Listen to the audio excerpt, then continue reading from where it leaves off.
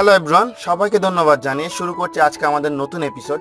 আজকে আমরা জানবো জর্জ বার্নার্ড শো সম্পর্কে, যিনি একজন বিখ্যাত আইরিশ প্লে রাইট এবং নোভেলস রাইটার।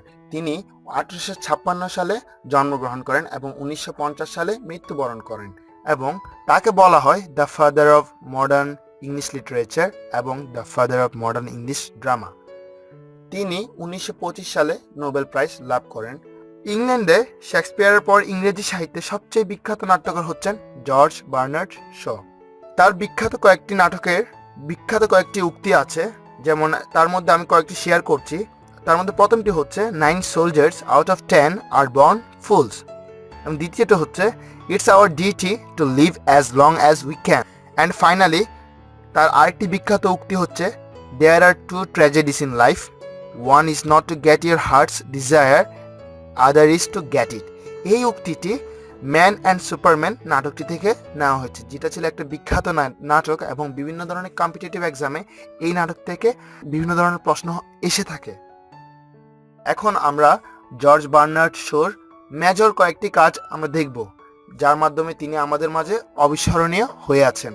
তার বিখ্যাত কয়েকটি ড্রামা হচ্ছে, আমরা দেখতে পাচ্ছি স্লাইডে, Caesar and Cleopatra, man and Superman, arms and the man, যেটা একটা ছিল প্লে।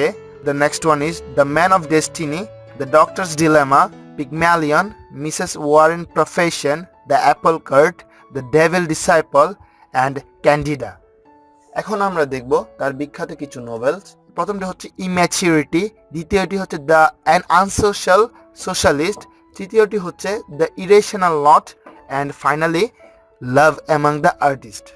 এতগুলো নাম আমরা এখন চিন্তা করছি, এতগুলো নাম আমরা কিভাবে মুখস্থ রাখতে পারবো? আসলে অনেক কষ্ট হয়ে যায়, একসাথে এতগুলো নাম হয়তোবা মুখস্থ রাখা যাবে না। সেজন্য আমরা এখানে একটি শর্টকাট টেকনিক দিয়েছি, যেটার মাধ্যমে আপনারা চেষ্টা করে সব তার ড্রামা এবং নোভেলসের নাম ইজিলি মুখস্থ রাখতে পারবেন। যেমন শর্টকাট টেকনিকটি হচ্ছে, আমরা স্ক্রিনে দেখতে পাচ্ছি ডক্টর ওয়ারেন যখন মানুষের ক্যান্সারের চিকিৎসা করছিল, সিজার তখন আর্মস নিয়ে সুপারম্যানের সাথে দেখা করতে গেল কিভাবে পিগম্যালিয়নদের আপেল গাছের শয়তানকে মারা যায়। দেখছেন বন্ধুরা, খুব সহজে আমরা এটার মাধ্যমে কি তার নোভেলস এবং ড্রামাগুলো মুখস্থ রাখতে পারি।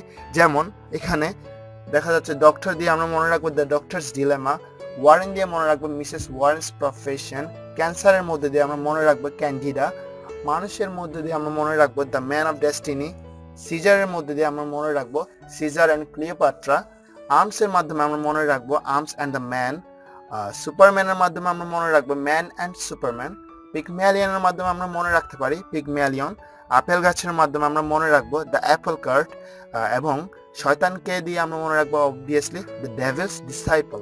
এখানে আমরা লাল লাল ওয়ার্ডে বোল্ড করা শব্দগুলো আমরা মুখস্থ রাখার চেষ্টা করব বিশেষত, যার মাধ্যমে আমরা ড্রামা, তার বিখ্যাত কয়েকটি ড্রামা এবং নোভেলস এর নাম ইজিলি মুখস্থ রাখতে পারবো। বিভিন্ন ধরনের চাকরি পরীক্ষা এবং বিসিএস এ তার উল্লেখযোগ্য কয়েকটি প্রশ্ন কোন কোন বিসিএস এ এসেছিল।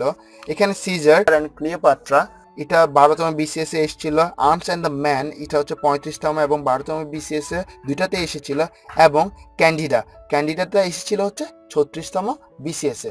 সো বন্ধুরা, এটা ছিল আমাদের জর্জ বার্নার্ড শো সম্পর্কে কিছু উল্লেখযোগ্য তথ্য, যেটা আপনাদেরকে আপনাদের বিভিন্ন কম্পিটিটিভ পরীক্ষায় অবশ্যই সাহায্য করবে, এবং ওইখান থেকে প্রশ্ন আমরা সবসময় দেখে থাকি বিভিন্ন ধরনের চাকরির পরীক্ষা বলেন, বিসিএস পরীক্ষা বলেন, আরও যেগুলো কম্পিটিটিভ এক্সাম রয়েছে সেগুলোতে। আশা করি আপনাদের ভালো লেগেছে, আর যদি ভালো লেগে থাকে আমাদের চ্যানেলটি সাবস্ক্রাইব করতে ভুলবেন না, আর অবশ্যই শেয়ার করবেন। ধন্যবাদ।